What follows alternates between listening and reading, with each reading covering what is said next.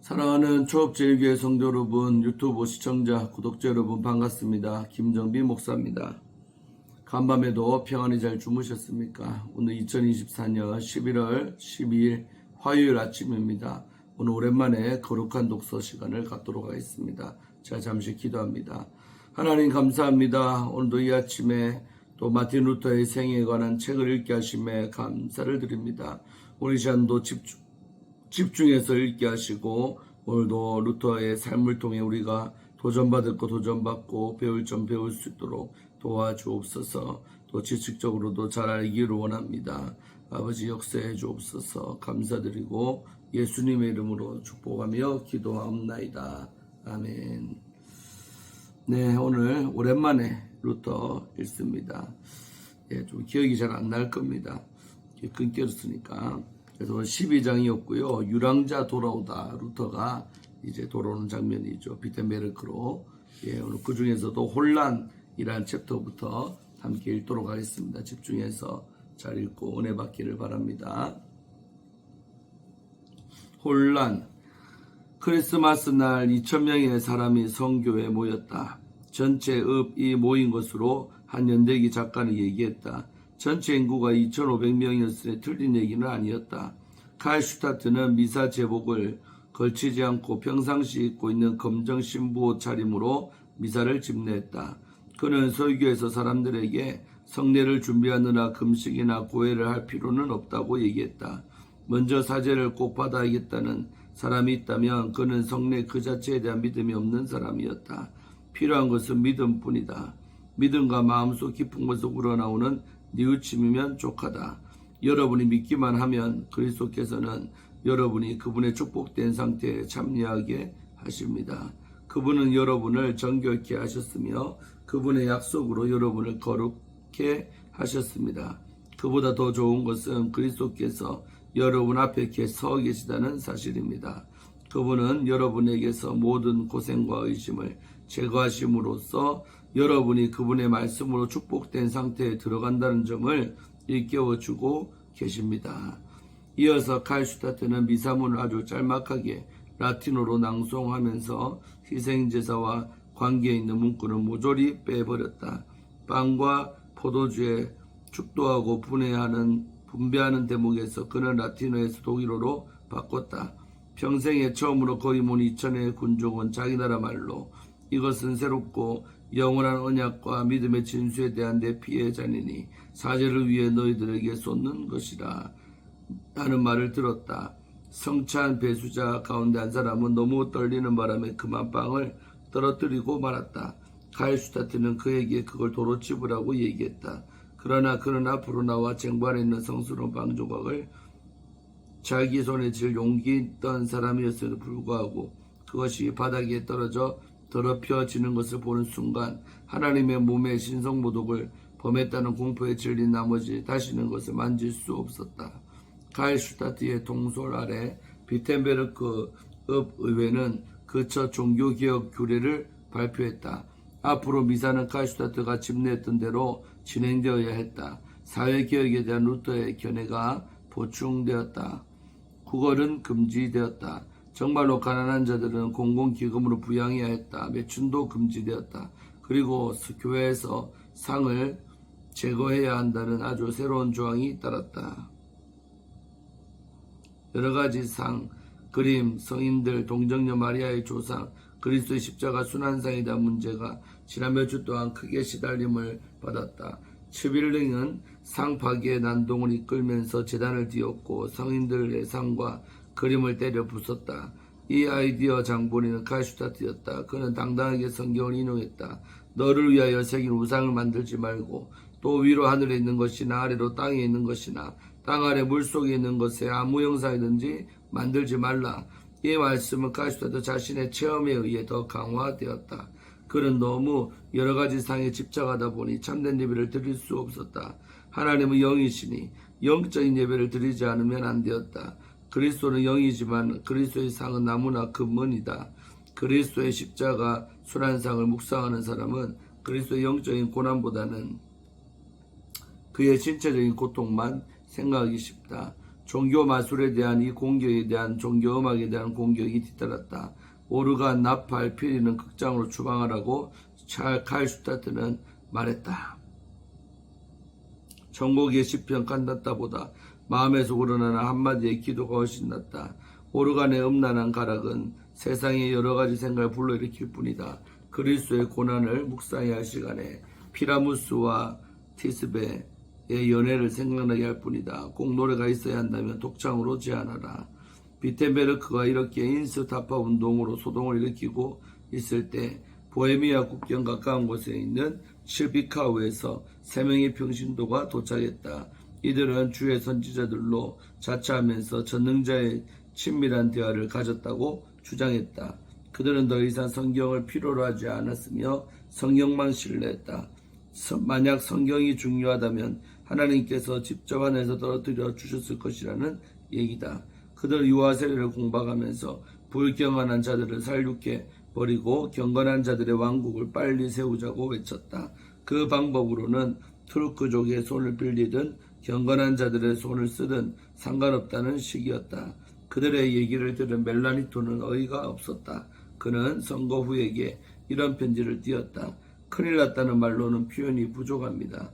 그들을 판단할 수 있는 사람으로 루터 말고 또 누가 있을지 모르겠습니다. 복음이 위태롭습니다. 그들이 루터와 얘기를 나눌 수 있도록 해야겠습니다. 그들도 그걸 원하고 있으니까요. 문제가 그렇게 심하지 않았더라면 제가 펜을 들지도 않았을 것입니다. 삶과 하나님의 영을 거스르는 일도 없어야겠지만 마귀에게 붙잡혀서도 안 되겠습니다.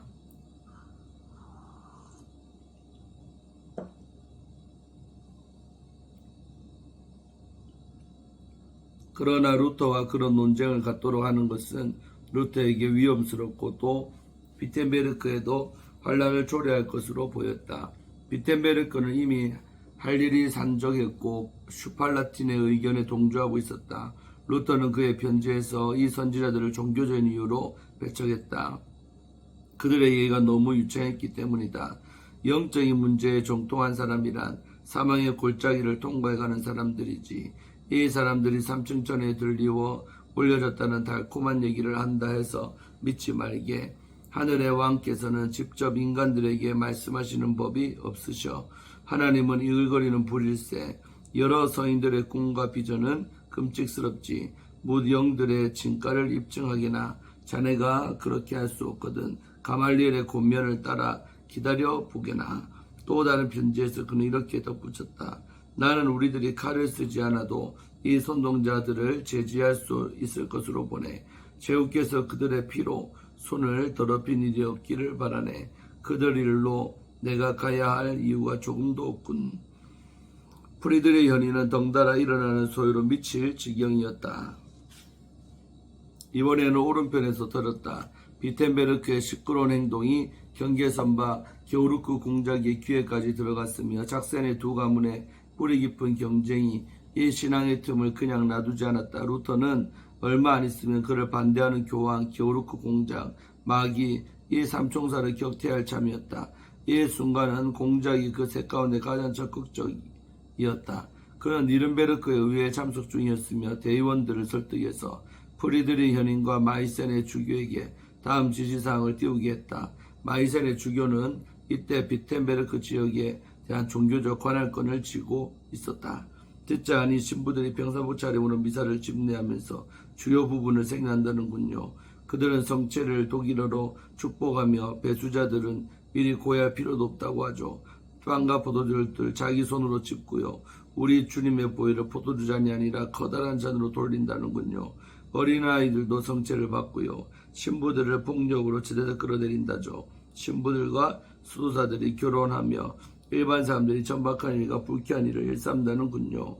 이 소식을 듣고 마이센의 주교는 프리드리 현에게 자기 관할 지역을 방문하겠다는 요청을 해왔다. 프리드리는 동의했다. 그러나 위반자들을 징계한다는 약속은 하나도 비치지 않았다. 그 후 2월 13일 프리드리는 대학과 성교회 참사회에 자신의 지시서를 내렸다. 우리의 행동이 지나쳤소. 일반 사람까지 천박한 일을 마구 하도록 선동되고 있으며 어느 누구에게도 덕이 되지 못하고 있습니다. 믿음이 약한 사람들을 생각했어야 합니다. 다음 지시가 있을 때까지는 상들을 그대로 놔두도록 하시오. 구걸의 문제는 검토하도록 합시다. 미사의 주요 부분은 하나도 빠뜨리지 말아야 하겠어요. 미심쩍은 조항들은 토론하도록 합시다. 카일슈타트는 더 이상 소유한 일이 없도록 하시오. 이 문서는 여러모로 보나 여러 가지 개혁에 완전 부정으로 볼 수 없다. 프리드리히로서는 단순히 일단 정지를 요청하고서 더 숙고해보자는 식으로 달랬다. 그러나 1월에 읍규례만은 강력히 부정했다. 앞으로 개혁할 분야가 있다면 읍별로가 아니라 영지별로 이루어진다는 각오였다. 이것은 다음 역사에서 나타난 독일 방식이기도 했다. 카일슈타트는 복종하면서 설교하지 않기로 동의했다. 치빌링은 비텐베르크를 떠났다.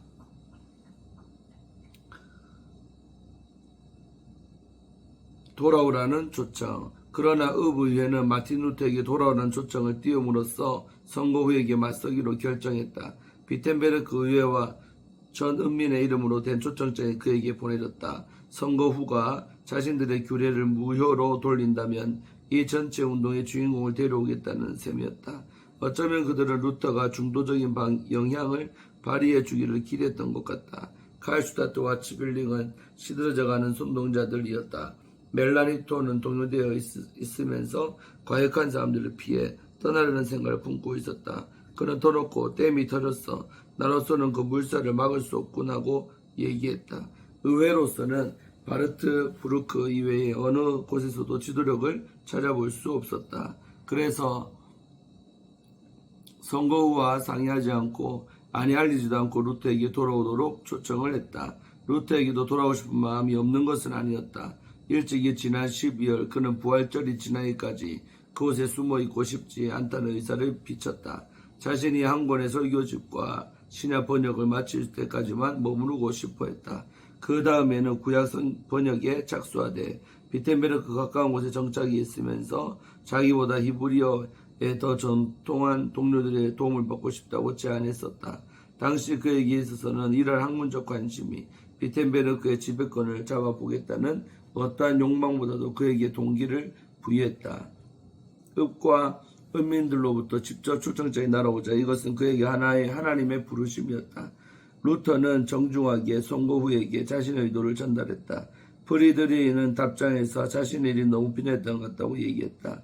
그러나 그가 해야 할 일은 무엇인가? 하나님의 뜻을 거스르고 싶지도 않았지만 무질서를 부채질할 수도 없는 그였다. 니렌베르크 의회와 마이센의 주가 개입하겠다는 으름장을 놓은 판국이었다. 만약 루터가 돌아온 다음에 교황과 황제가 그를 해치려고 끼어든다면 선거 후에 기분이 좋을 리 없었다. 그러나 선거 후가 반대한다면 그 지역에 대혼란이 벌어질 참이었다. 선거 후 자신으로서는 고난을 받을 각오가 되어 있었지만 그 이유를 모르고 있던 그였다. 그 십자가가 분명히 하나님께서 주시는 것이라면 달게 받겠지만 비텐베르크의 상황에서는 누가 요리사고 누가 웨이터인지 아무도 얘기할 수 없었다. 의회가 곧 새로 모일 예정이었으므로 그동안만 루터가 잠잡고 있어주면 되었다. 시간이 지나다 보면 일이 크게 바뀔지도 모를 일이었다. 루터가 답장을 보냈다. 내가 편지를 쓴 것은 당신을 생각해서였지 나를 위해서가 아니었습니다. 내 마음이 괴로운 것은 복음이 비텐베르크에서 멸시를 받는 것입니다. 복음이 우리 편이라는 것을 확신하지 않았더라면 일찍이 포기해버렸을 것입니다. 이것에 비하면 지금까지의 내 모든 고통은 아무것도 아닙니다. 이것을 위해서라면 내 목숨을 기꺼이 바칠 수 있습니다. 지금 벌어지고 있는 것은 하나님이나 세상의 일이 아닙니다. 마귀의 짓입니다. 내게 있어서 나의 복음은 사람들에게서 온 것이 아니지요. 양보는 멸시를 가져올 뿐입니다. 나는 마귀에게 한치도 양보하지 않겠습니다. 1년 동안 숨어있는 것으로 제웃게 된 예의는 충분히 나타낸 것으로 봅니다. 그렇게 숨어 있었던 것은 겁이 많아서가 아니었습니다. 마귀도 알고 있듯이 보름수에 깔려있는 마귀들 숫자가 지붕의 기하장 숫자만큼 되더라도 그곳에 들어가려 했던 나요. 라이프치히에서 게오르크 공장만한 우박이 9일간 떨어졌어도 그것으로 말고비를 잡으려 했던 나입니다. 한 가지 알고 계셔야 할 것이 있는데 내가 비텐베르크로 가는 것은 제우님의 보호보다 더 높은 보호를 믿기 때문이라는 점입니다. 나를 보호해달라는 요청은 드리지 않겠습니다. 당신께서 날 보호하는 것보다는 내가 더 당신을 보호할 것입니다. 당신께서 날 보호해야 할 것으로 생각했다면 돌아가지 않을 것입니다. 이것은 검이 처리할 문제가 아니라 하나님께서 처리할 문제입니다. 그리고 당신은 믿음이 약함으로 나를 보호할 수도 없습니다. 당신이 해야 할 일이 뭐냐고 물으시면서 그동안 일을 너무 적게 한 생각이 든다는 말씀을 하셨죠? 아닙니다. 당신은 너무 많은 일을 했으니 이제는 하나님께 맡기셔야 합니다. 내가 체포되거나 살해되더라도 그것은 당신의 책임이 아닙니다. 제후로서 당신은 황제에게 순종할 뿐 아니라 아무런 제한거에서는 안 됩니다. 무력을 사용하도록 정해진 사람이 아니고는 아무도 그걸 사용하지 말아야 합니다. 그렇지 않으면 하나님께 반역하는 것입니다. 그렇다고 나를 비난하는 행동이야 않으시겠죠. 당신께서 문을 열어놓고 계시면 그것으로 충분합니다. 그들이 그 이상의 것을 당신께 요구한다면 그때 가서 할 일을 말씀드리겠습니다. 제국께 눈이 있다면 하나님의 영광이 보일 것입니다.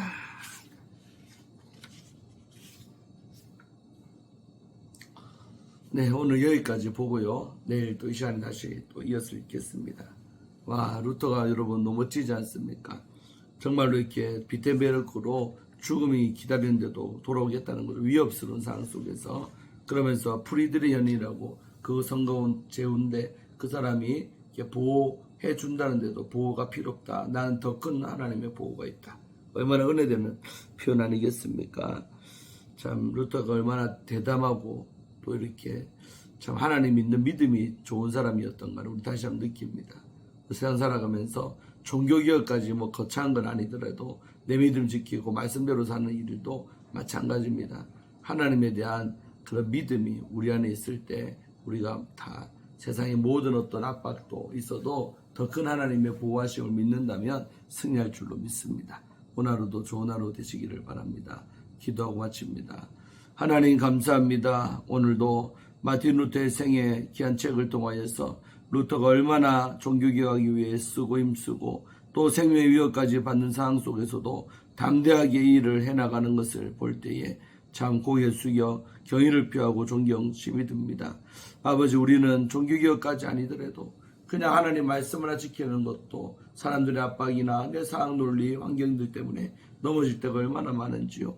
우리의 연약함을 용서하여 주시고 정말 우리에게도 말씀에 대한 담대한 마음과 믿음과 또 확고부동한 확신이 있게 하여 주셔서 말씀 지키는 일에 내 생명까지도 걸 수 있는 또 사학 논리, 그 형편 논리, 환경 논리 속에 잡히지 아니하도록 도와주옵소서. 변명하기 하지 말고 아버지의 말씀을 그대로 실천하며 지키는 우리가 되게 하여 주옵소서. 우리 안에 복음에 대한 확신이 넘치게 하여 주옵소서. 우리 조업제에게 모든 성도님들 복음으로 말씀으로 무장되는 성도들 되게 해 주옵소서. 유튜브 시청자님, 구독자님들, 믿는 자들 정말 말씀에 굳게 서는 우리가 되기를 원합니다. 역사하여 주옵소서. 감사를 드리옵고 예수님의 이름으로 축복하며 간절히 기도 올리옵나이다. 아멘. 오늘도 좋은 하루 되시기를 바랍니다. 내일 또 뵙겠습니다. 샬롬.